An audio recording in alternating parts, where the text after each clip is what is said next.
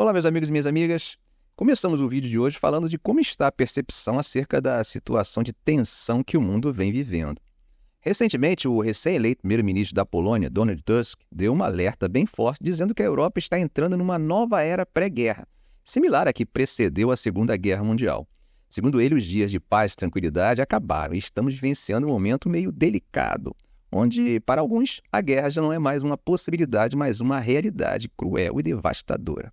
Bom, gente, Tusk compartilhou essas preocupações durante o Congresso Anual da Aliança do Partido Popular Europeu em Bucareste, onde discursou para outros primeiros-ministros e centenas de membros do Parlamento Europeu. Ele mencionou como palavras como combate, bombardeios, ataques de foguetes e genocídio voltaram a fazer parte do nosso vocabulário diário, algo que não é culpa nossa.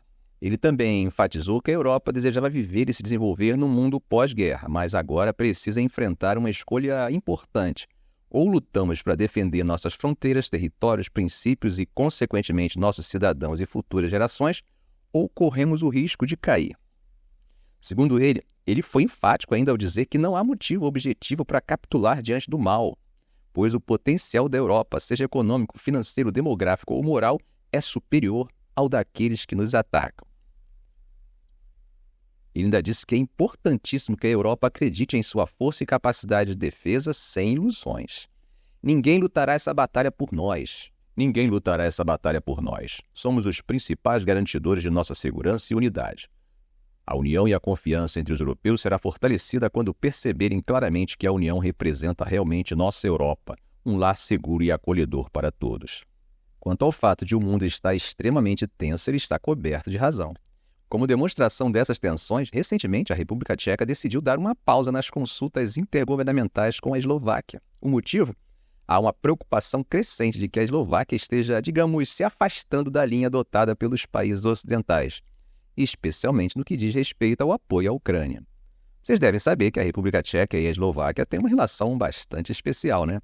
Isso vem dos tempos em que eram um só país, a antiga Tchecoslováquia, e também por conta de suas fortes ligações econômicas. Mas parece que essa amizade está passando por um momento delicado. Bom, gente, o estopim dessa situação foi um encontro recente entre o primeiro-ministro das Relações Exteriores da Eslováquia, Juraj Blanár, e o ministro das Relações Exteriores da Rússia, Sergei Lavrov, na Turquia. Esse encontro não caiu bem para muita gente em Praga, a capital tcheca. Agora, as lideranças nas políticas externas dos dois países estão realmente sob os holofotes. O primeiro-ministro tcheco, Petr Fiala, falou abertamente sobre o assunto. Ele mencionou que não há como esconder que existem divergências de opinião em vários temas importantes.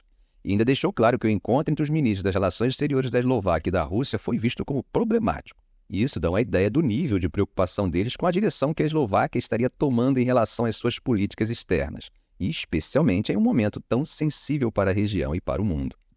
Mudando um pouco de assunto, mas digamos metaforicamente, sem sair do campo semântico, recentemente, a Embaixada da Índia em Moscou confirmou uma notícia que revela um pouco mais sobre a participação de estrangeiros na guerra da Ucrânia.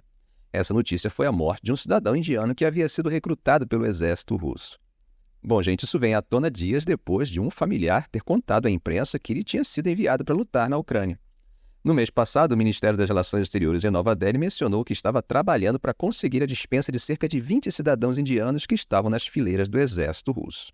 A embaixada não detalhou as circunstâncias da morte de Mohammad Afsan, mas informou que está em contato com sua família e com as autoridades russas. Eles também disseram que vão fazer esforços para enviar os restos mortais dele para a Índia. O irmão de Afsan, Mohammad Imran, tinha dito à imprensa em fevereiro que seu irmão estava desaparecido há quase 2 meses. A última vez que Afsan entrou em contato foi na cidade russa de Rostov-on-Don, dizendo que havia sido enviado para a linha de frente. Imran também contou que outro soldado indiano que conseguiu escapar informou à família que Afsan, de 30 anos, havia sido ferido por uma bala. Outro jovem de 23 anos, do estado de Gujarat, na Índia, foi morto em um ataque aéreo ucraniano enquanto trabalhava como auxiliar de segurança, segundo relatado pela mídia local no mês passado, citando parentes e outro soldado indiano na linha de frente. Alguns recrutas indianos contaram à AFP no mês passado que foram atraídos para se juntarem ao exército com promessas de altos salários e um passaporte russo, antes de serem enviados para as linhas de frente. Esses soldados disseram que lhes foram prometidos papéis não combatentes, mas acabaram sendo treinados para usar fuzis Kalashnikov e outras armas antes de serem enviados para a Ucrânia. Enquanto isso, a Rússia afirma que não vai tolerar interferência estrangeira em seus assuntos internos. Isso mesmo, hoje, quinta-feira, o Ministério das Relações Exteriores da Rússia chamou a embaixadora dos Estados Unidos em Moscou, Lynne Trace, para uma conversa nada amistosa. O recado foi claro. A Rússia avisou que expulsaria diplomatas americanos que considerassem estar interferindo nos assuntos internos do país. Esse aviso vem em um momento bastante delicado, logo antes da eleição presidencial marcada para de 15 a 17 de março. E vocês sabem que essa eleição tem um favorito incontestável, o presidente Vladimir Putin. Ele é a figura dominante na política russa há mais de 20 anos e, a menos que aconteça algo totalmente inesperado, não há dúvida de que vai ganhar essa eleição. E o Ministério Russo deixou bem claro que vai ficar de olho em qualquer ação subversiva e disseminação de informações relacionadas à eleição e ao que o Kremlin chama de sua operação militar especial na Ucrânia. Qualquer comportamento desse tipo, segundo eles, será suprimido de forma firme e resoluta, podendo chegar até a expulsão de funcionários da Embaixada dos Estados Unidos considerados persona non grata, ou seja, pessoas não bem-vindas. Do lado americano, a embaixada disse que não tinha comentários imediatos sobre a situação. Além disso, o Ministério Russo fez outra exigência ao pessoal da embaixada americana. Pediu que eles parassem de apoiar 3 organizações sem fins lucrativos americanas que, segundo eles, estão rodando programas anti-Rússia no país. Esses programas seriam voltados para recrutar agentes de influência sob a fachada de intercâmbios educacionais e culturais. Por falar nisso, a China também está colocando sua diplomacia para reclamar da atuação dos Estados Unidos contra seus interesses.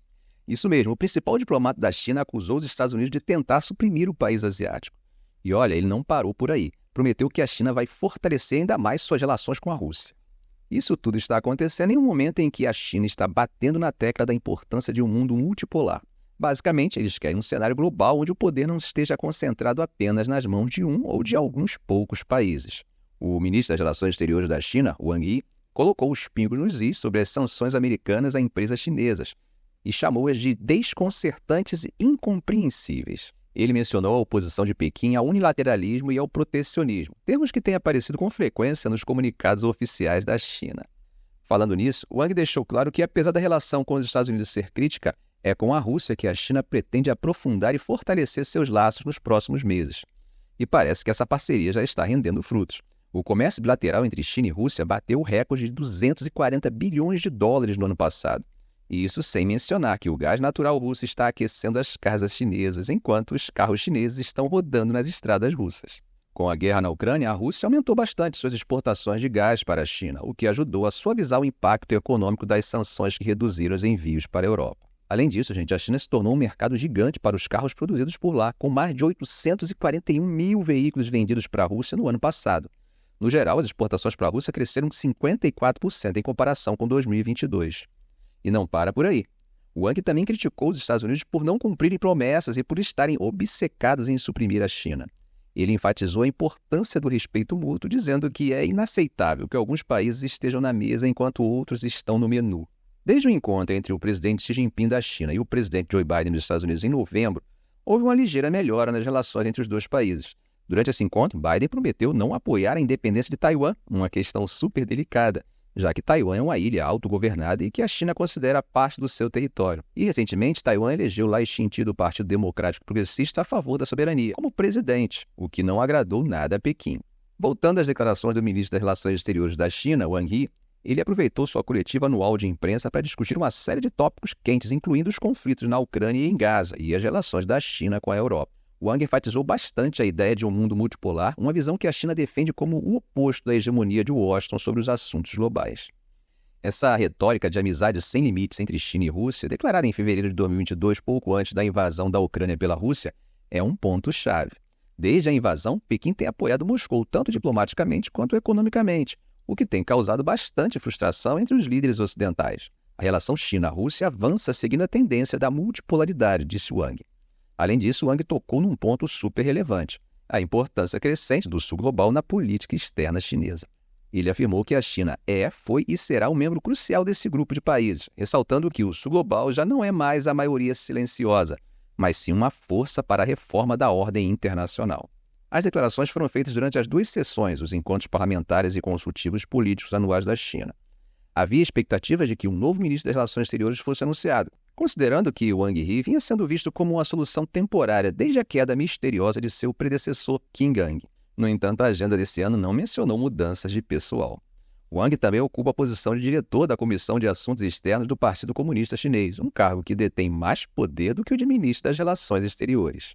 Gente, estava pensando na variedade de assuntos sobre os quais falamos hoje e acho que ele faz parte de um mundo em movimento, em mudança, que me fez refletir um pouco. Nesse cenário que a gente vê hoje, as tensões no mundo, como vocês têm visto, estão pegando fogo.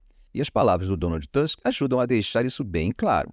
Ele está falando que a Europa está meio que caminhando para uma época que lembra bastante aqueles momentos antes dos grandes conflitos, tipo a Segunda Guerra Mundial. Essa observação mostra que ele está bem atento aos desafios e às decisões importantes que estão no horizonte, tanto para a Europa quanto para o mundo. Com o aumento das discussões baseadas em ideologia, alianças meio frágeis e um retorno do nacionalismo, parece que os Estados estão repensando a forma como vem lidando com sua segurança e com as relações com os outros países. Além do mais, o tabuleiro internacional está ficando mais cheio, com novos players entrando no jogo. Por exemplo, a aliança entre a China e a Rússia é um deles, e a divisão entre diferentes grupos de poder está se tornando cada vez mais nítida. Isso tudo está mostrando que estamos indo em direção a um mundo onde tem mais de um chefe no comando, o que está mexendo com as ideias antigas de como a gente lida com a segurança e a cooperação. A ideia de uma Europa unida e mais forte, como Tusk defende, é parte dessa nova forma de pensar a segurança e as relações internacionais. Não é só uma questão de proteger o que o Estado ou blocos estatais valorizam, mas também de tentar manter um equilíbrio para evitar uma guerra sistêmica como as que definiram o chamado breve século XX. Então, gente, o que está na mesa é mais complexo do que simplesmente escolher entre defender nossas fronteiras, determinados valores ou dar o braço a torcer. Os Estados percebem a necessidade de um novo plano que pense tanto no poderio militar quanto na sagacidade das relações diplomáticas. Ter uma união forte entre países que curtem os mesmos valores democráticos e humanos é essencial. No entanto, muitas vezes, a forma como esses valores são percebidos demonstra que depende do ponto de vista. A relativização da morte de civis a depender de suas nacionalidades que temos visto nos diferentes conflitos em andamento demonstra esses diferentes pontos de vista. A relativização, sempre com pensamento binário e polarizado, mostra como esses valores defendidos nem sempre são defendidos de forma universal, conforme previsto na Declaração Universal dos Direitos Humanos. O que eu desejo é que os Estados e as organizações internacionais sejam capazes de encontrar formas eficientes de equacionar seus interesses por meio da diplomacia e da solução pacífica de suas controvérsias. Ficamos por aqui. Se esse vídeo for útil para vocês, faça um comentário, compartilhe em suas redes sociais, dê um like. E é claro, se ainda não for inscrito, inscreva-se no canal e ative o sininho. Ok, gente? Um grande abraço do professor Arão Alves.